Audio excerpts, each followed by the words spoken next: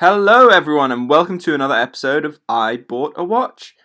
So today we're going to be looking at a comparison between the Rolex Submariner 168,000 and the Pagani Design PD1639. I've already reviewed both of these watches on the channel, so if you want an in-depth review, I recommend going back and watching the videos. I'll leave links in the description below. Also, if you like what you see and want to see more, please do consider hitting that like and subscribe to catch my future content. Alright, so I'm going to try and keep this video relatively short and sweet, and apologies in advance because I'm going to be trying some new editing tricks, so hopefully that works out okay, but here we go. So what we have here is the transitional model of the Rolex Submariner 168,000 and an indirect homage of the Rolex Submariner Supercase variant done by Pagani Design. So let's kick off this comparison with the obvious physical visual stuff. To start off with, let's talk about the comparison of size and dimension between the two pieces. Obviously, there are some clear similarities. Now, the Rolex Submariner quote-unquote look has been homaged by many companies before. For example, the well-loved cult classic in the Casio Duro. However, Pagani Design take this homage to another level. The dial layout, Mercedes handset, and the Cyclops at their 3 o'clock are to name just a few of the more obvious and direct design influences. Now, I'm not going to just list off all the similarities between the two watches because that's where I feel Pagani really falls down when it's directly competing with the Rolex. So I'm going to cover that later in the section where I talk about finishing. So let's address some of the differences. First off, and most notably, is the dial diameter. The Pagani Design has a 43mm dial, compared to the Rolex's noticeably smaller 40mm. This difference I think is a bit of a matter of preference, however I have to acknowledge that the 40mm of the Rolex is far more versatile both for a variety of wrist sizes but also a variety of occasions. Another standout difference is the case shape. Because the Pagani Design is homaging the slightly more modern Super or Maxi case version of the Submariner, it has slightly beefier lugs and as a result a much larger wrist presence. The difference in original inspiration from the Pagani means it also has a slightly blockier side profile as well. A final difference, and something I do prefer from the Pagani, is the display caseback. I just love the look of display casebacks, and I'm always fascinated with watching watch movements. I think I'm correct in saying that Rolex has only ever released one watch with a display caseback, and it was one of their Cellini models. Saying that, I do know why they don't add the display casebacks, as it really does drop performance of pieces that are effectively designed to be a diver's tool. Okay, let's go over some of the material differences. So usually there wouldn't be much difference between a luxury diver and any other. As a result, both divers feature sapphire crystals and ceramic bezel inserts. However, I touched on this in my review of this particular Rolex. The 168,000 uses a 904L stainless steel instead of the more common 316L stainless steel used in the Pagani. The main difference between these steels is that the 904L steel can achieve a better high finish polish and has a marginally better corrosion resistance thanks to the addition of copper in its makeup.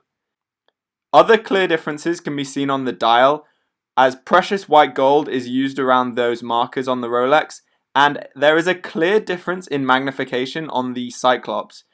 Strangely, it looks on the camera that the Pagani has a much higher magnification, however in person they look very similar, so I'm not really sure why this is happening. Another difference that you won't necessarily see is that the Rolex features tritium lume, which will glow continually, instead of the phosphorescent lume featured in the Pagani, which needs to be charged up via UV rays. Right, so those are some of the final physical differences, but now let's address the elephant in the room, the cost. So the Pagani Design currently sets you back about £66 on the metal bracelet and £55 if you wait for an AliExpress sale, whereas the Rolex will cost you anywhere between £7,000 to £10,000.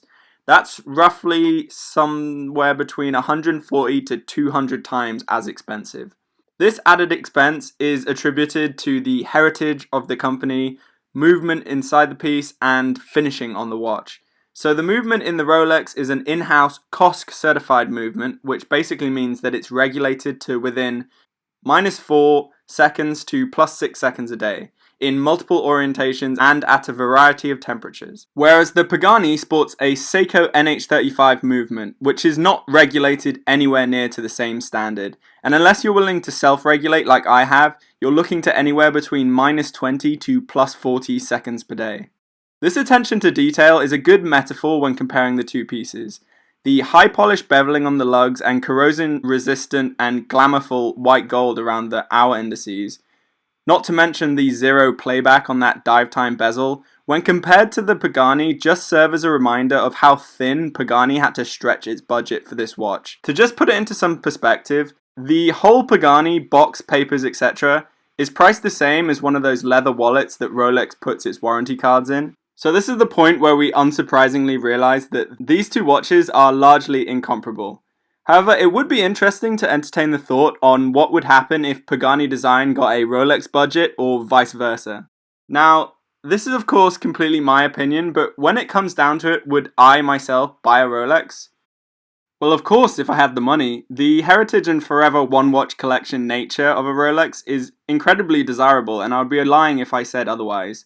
But maybe this is just me, but I do love finding a good deal, so even up to the last second, I'd still be considering other watches. See, even though Rolex has this amazing provenance, it's still a little hyped, I feel, in the current media. I prefer putting my money into tangible quality rather than just a name on the dial, and I feel like that's a problem that Rolex is currently dealing with. Weirdly enough, I feel like Rolex is almost designed to be a watch that's not exactly for watch guys. It's for people who like a watch, have a sizable amount of money they want to spend on a quality piece that will be durable, is from a well-known brand, and will most importantly appreciate in value. But for me, I feel like if I had £7,000 to £10,000 to spend on a watch, I would much prefer to spend that money on an entire watch collection. I don't know, let me know what you think.